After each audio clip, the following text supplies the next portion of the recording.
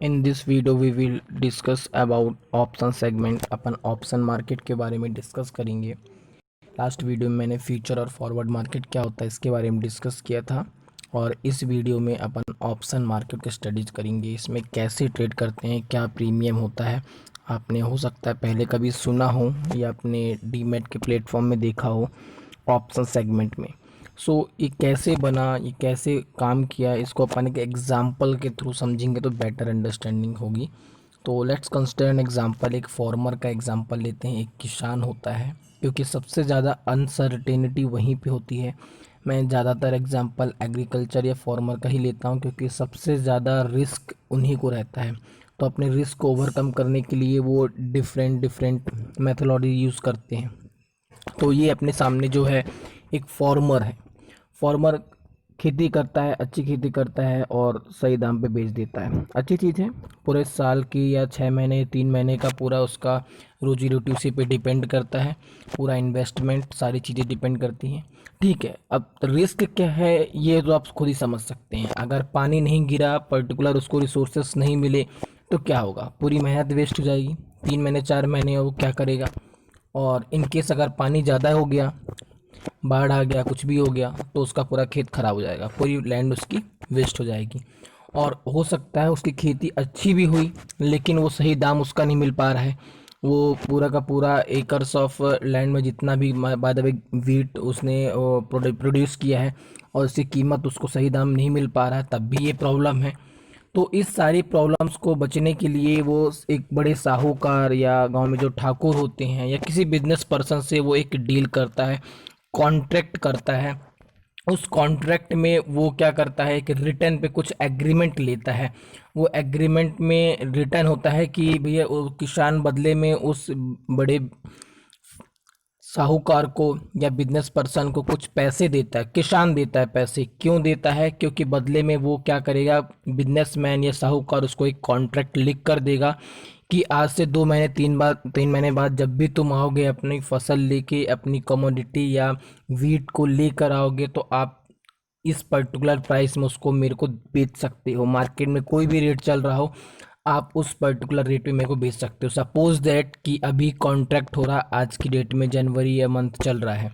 Okay, तो यहाँ पे नो ऑब्लिगेशन, अगर वो चाहे तो बेच भी सकता है 2-3 महीने बाद पर्टिकुलर डिसाइडेड प्राइस पे, और उसको किसान को नहीं लग रहा तो वो नहीं भी बेचेगा। बट ये 100 रुपये जो भी उसको जमा करवा रहा है किसान, ये वापस नहीं मिलेगा।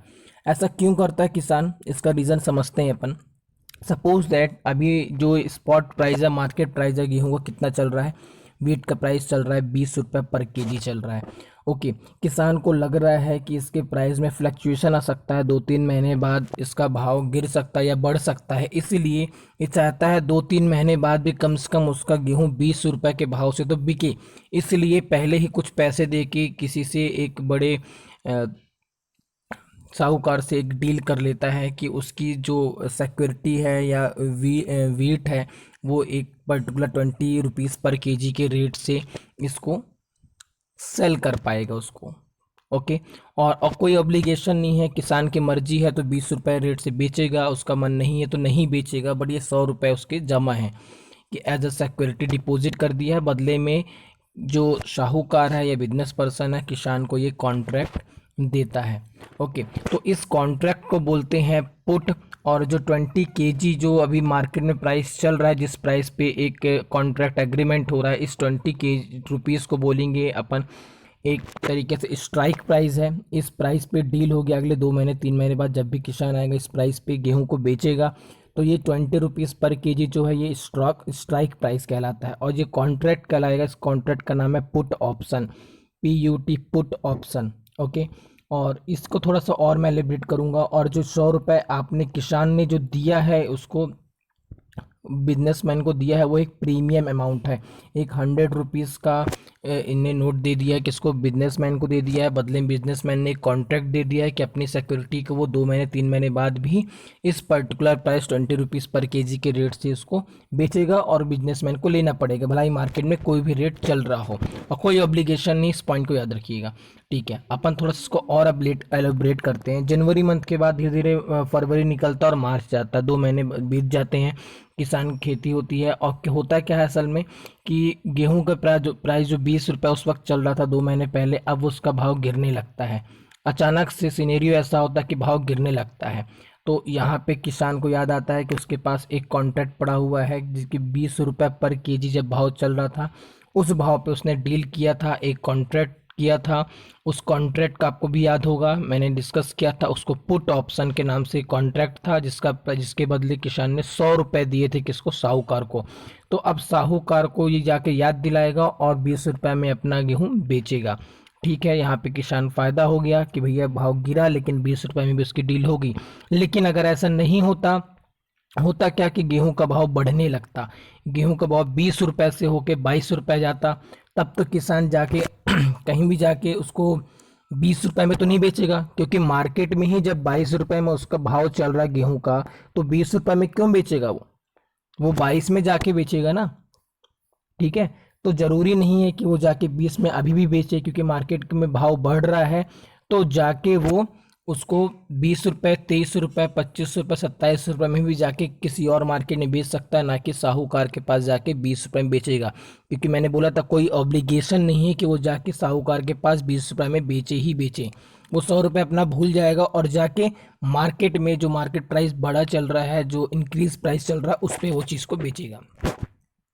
अब यहाँ पे समझने वाली बात ये है कि अगर किसान के पास गेहूं नहीं भी होता, अगर किसान के पास गेहूं नहीं भी होता, तो ये देखिए अगर भाव क्या हो रहा था उस वक्त, यहाँ पे थोड़ा सा मैं बैक पे जाना चाहूँगा।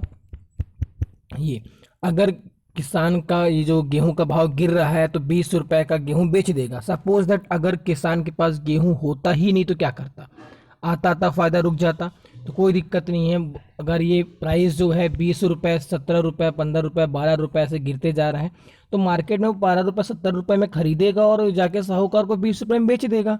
उसके पास गेहूं नहीं भी तब भी जाके सस्ते रेट में किसी और मार्केट में खरीदेगा।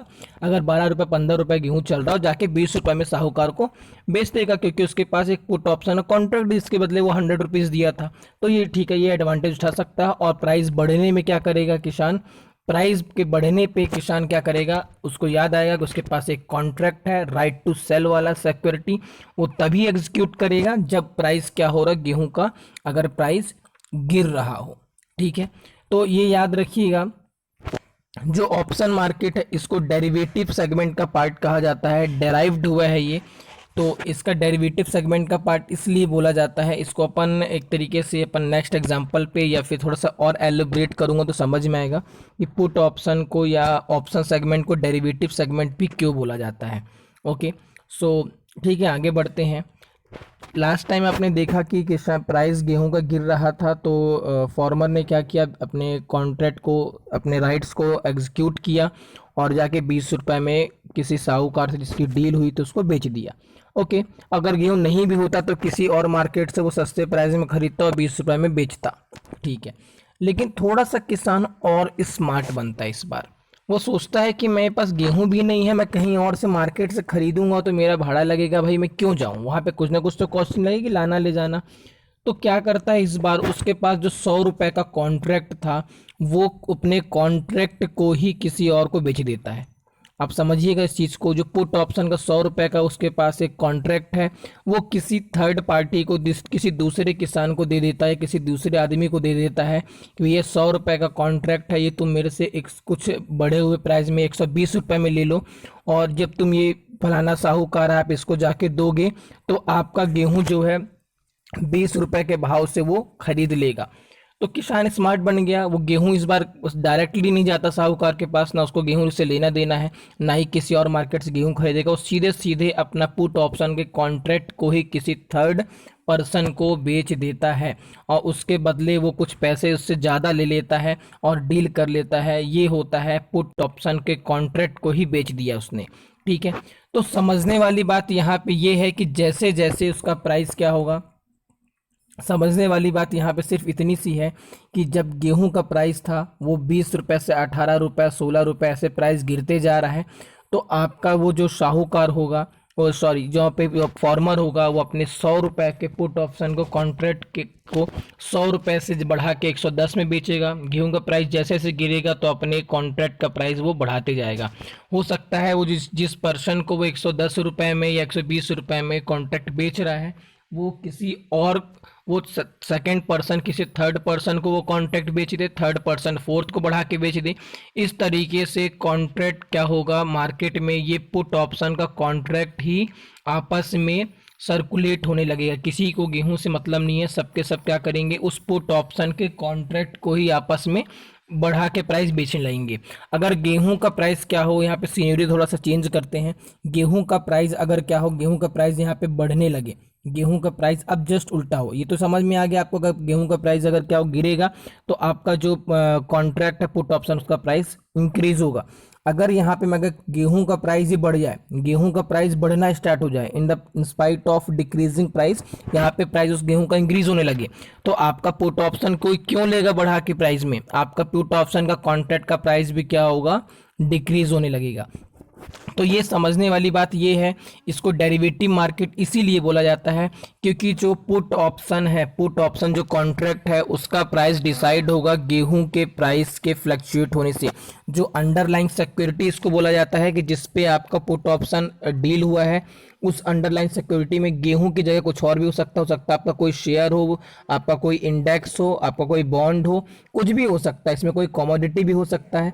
तो ये अंडरलाइन सिक्योरिटी का जो प्राइस होगा, जिस स्ट्राइक प्राइस पे आपने डील की है, उसके स्पॉट मार्केट में उसके प्राइस पे चेंज होने के कारण आपका जो ये है, आपका जो कॉन्ट्रैक्ट है पुट ऑप्शन है, उसका प्राइस भी उसमें फ्लक्चुएट होगा as per the movement of the your underlying value. Underlying strike price के ऊपर नीचे जैसे जैसे मार्केट का प्राइस होगा, वैसे वैसे आपका पुट ऑप्शन का जो प्रीमियम है 100 रुपए से 110 120 140 ऊपर नीचे फ्लक्चुएट होगा। इसीलिए इसको डेरिवेटिव मार्केट का पार्ट बोला जाता है, क्योंकि ये जो आपका कॉन्ट्रैक्ट है पुट ऑप्शन जो है उसकी वैल्यू डिराइव्ड हो रही है अंडरलाइन सिक्योरिटी से।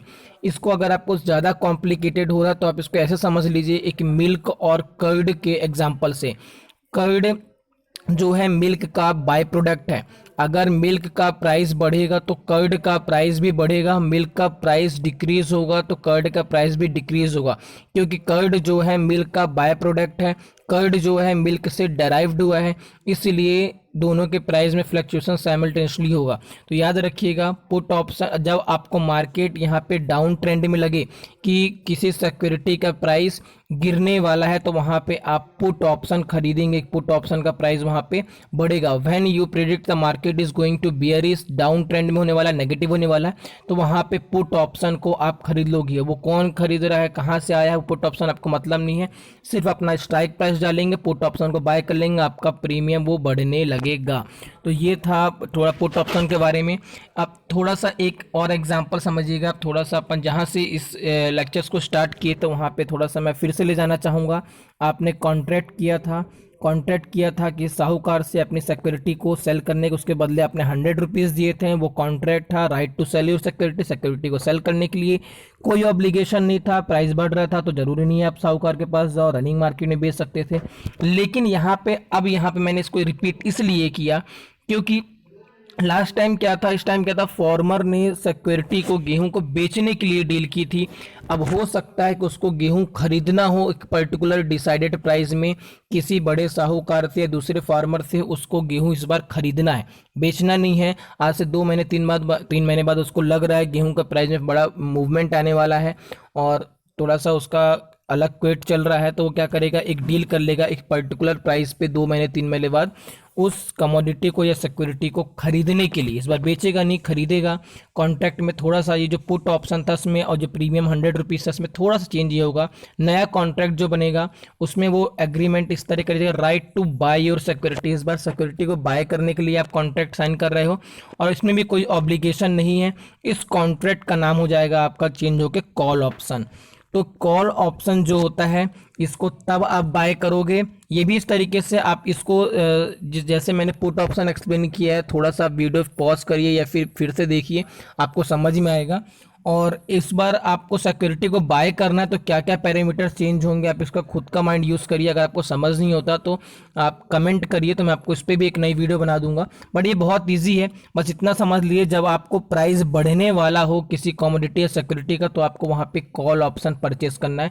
कॉल ऑप्शन का प्राइस बढ़ेगा अगर आपका यहाँ पे कमोडिटी आपका बढ़ेगा। साइमल्टेनियसली जैसे आपका गेहूं का प्राइस बढ़ेगा वैसे आपका कॉल ऑप्शन का प्रीमियम भी बढ़ेगा। 100 रुपए से जाएगा 100, 110, 120, 130। ऐसा क्यों होगा?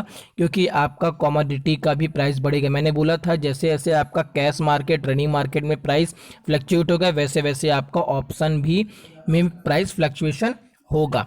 ओके, सो आप इसको एनएसई की वेबसाइट में जाके डेरिवेटिव सेगमेंट में जाके चेक कर सकते हैं, और या फिर अपने डीमैट में जाके चेक कर सकते हैं, तो आपको सारी चीज़ें दिखेंगी। सो ये कुछ एग्जांपल हैं कि आप इसको जो जो अपन ने स्टडी आउट किया है इसका एक you can read out by your self. इसमें ज़्यादा मेहनत करने की बात नहीं है, जो मैंने एक्सप्लेन किया वही लिखा हुआ है। और ये दो कॉन्ट्रैक्ट होते हैं, कॉल ऑप्शन, पुट ऑप्शन। इसको भी मैंने जो जो डिस्क्राइब किया इसका एक तरीके से शॉर्ट समरी है। और please like and subscribe the video. Thank you for watching लर्नो बाजार। बने रहिए, सीखते रहिए। सीखना ही एक लर्निंग प्लस अर्निंग ही हमारा एम है। आप सीखेंगे तो चीज़ों को ज़्यादा कमाने में या इन्वेस्ट करने में आपको आसानी होगी। Please like and subscribe. Thank you for watching this video.